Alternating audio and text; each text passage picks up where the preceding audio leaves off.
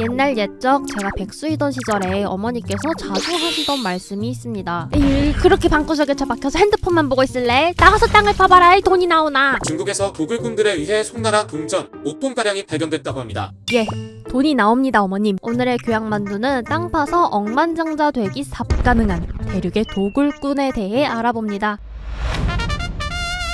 의외로 유구한 역사와 전문성을 자랑하는 직업, 도굴꾼. 특히 저 세상 가서도 우리의 기죽지 말라고 무덤에 이것저것 챙겨주는 후장풍습이 오래된 이집트와 중국은 보물찾기에 최적화된 나라죠. 통치자의 묘에는 청동기와 옥기 같은 보석은 물론 노예와 가축이 함께 생매장되기도.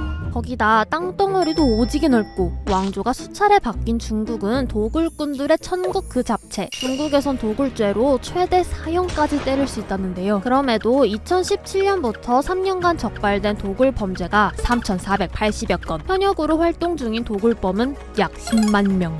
중국의 유명한 무덤 10개 중 8개는 이미 파헤쳐졌다고 합니다. 중국의 국가 1급 문화재 정도의 보물은 연도에 따라 수십, 수백억 원에 거래되기 때문에 안 들키면 로또 1등이 우습죠. 부자가 되고 싶어? 그럼 무덤을 팔아.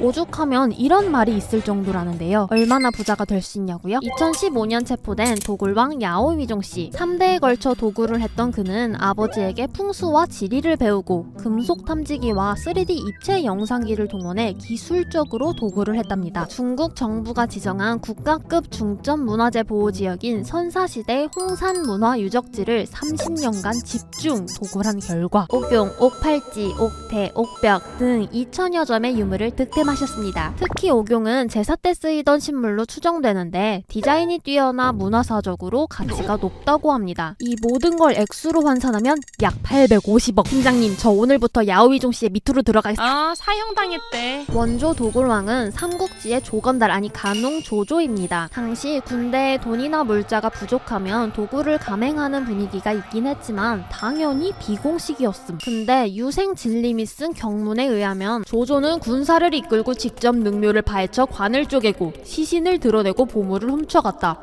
게다가 조조는 발구중랑장과 모금 교위까지 설치하여 가는 곳마다 무덤을 훼손했다. 조조는 관청까지 설치해가며 대놓고 도굴을 했고요. 한나라 왕족인 양효왕의 무덤에서 확보한 보물로는 군인들을 3년간이나 넉넉히 먹여 살렸답니다. 그래놓고 사망 직전엔 자기가 한 짓이 무서웠는지 페이크로 72개의 가짜묘를 만들었다는 전설이 있는데요. 문구도 최대한 심플하게 하라고 명했답니다. 하지만 도굴꾼들은 안 믿죠? 조조의 무덤에 엄청난 보물이 묻혀있을 거라 믿어 의심치 않았고요. 2008년 발견된 조조의 것으로 추정되는 묘는 처참한 상태였답니다. 딱 하지만 자업자득.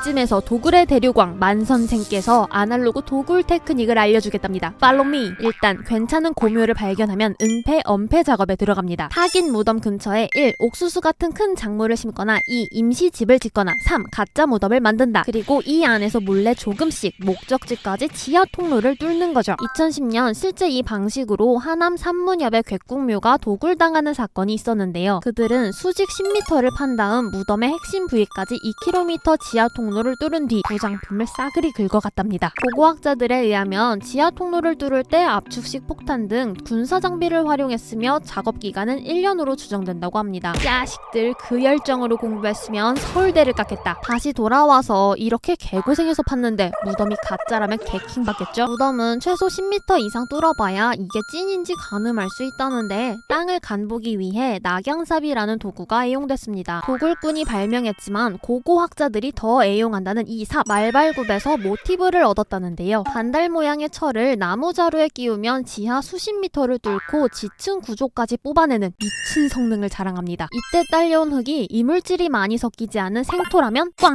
사람 손을 거쳐 토질이 잡다 하고 푸석한 숙토라면 그 아래 무덤이나 옛 건축물이 있을 확률 200%. 근데 돌이 많고 지하수 수위가 높은 지역에선 무쓸모고요. 이런 지역에서 중요한 건 높은 경험치와 좋은 필. 대표적 대표적으로 호남 장사 일대에는 토부자라는 황토를 퍼다 파는 일을 하던 집단이 팀으로 도굴 활동을 했다는데요. 망, 문, 문, 절의 능력을 가진 멤버들이 필요했답니다. 첫째, 망, 풍수를 보는 능력. 이 능력이 뛰어난 자들은 기막힌 명당을 찾아냅니다. 명당엔 큰 무덤이 있고 무덤이 크고 높을수록 값나가는 부장품이 많으니까요. 두 번째, 문, 말빨이 좋은 능력. 이들은 각 지역을 돌며 지방 노인들에게 고묘의 위치와 정보를 캐내는 역할을 합니다. 세 번째, 문, 뛰어난 후각. 이들은 냄새만으로 묘의 연대를 가늠하며 쌉고수는 흙냄새만으로도 어느 시대 무덤인지 판별 가능하다고 하죠. 네 번째, 결은 맥을 잘 잡는 능력으로 이들은 세 가지 맥을 잡습니다. 토층을 근거로 묘의 연대와 크기를 판단하며 이에 따라 굴을 팔 방향과 광까지의 최단 거리를 추산해내는 땅, 맥. 시체의 콧구멍 속까지 구석구석에 숨어있는 보물을 찾아내는 보물찾기 맥. 쓱 만져만 봐도 어느 시대 것인지 값이 얼마나 나갈지 판별 가능한 진품 명품 맥. 그리고 이 멤버가 모두 모이면 못 팔 무덤이 없는 도굴 어벤져스 쌉 가능이죠.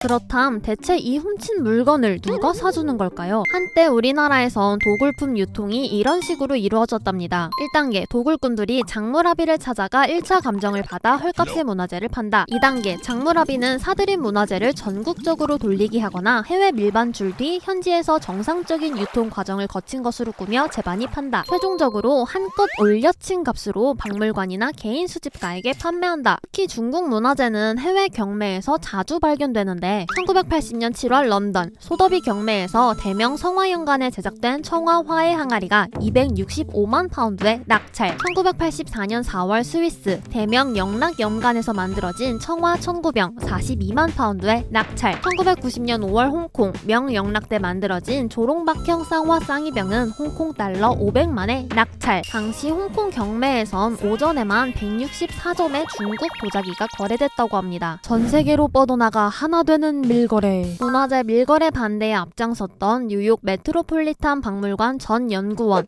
고 오스카 화이트 무스카렐라는 이런 주장을 했습니다. 유물 거래의 가장 큰 손은 주요 박물관들이다. 이들이 소장품 늘리기에 눈이 멀어 출처가 불분명한 유물을 비싼 값에 경쟁적으로 사들임으로써 도구를 부추긴다. 또 지하경제 커뮤니티에서 마약이나 인신매매 등과 달리 문화재 밀거래 감시가 허술한 이유를 주요 수요자가 세계적 명성과 지위를 누리는 유명 박물관과 대학, 저명한 수집가들이기 때문이라고 했죠. 한편에선 밀거래 이슈에 대응하기 위해 문화재 반환 퍼포먼스를 선보이고 있기도 합니다. 저도 이번 명절에 할머니 댁에서 뭐 돈 좀 될 거 없나 찾아봤는데요.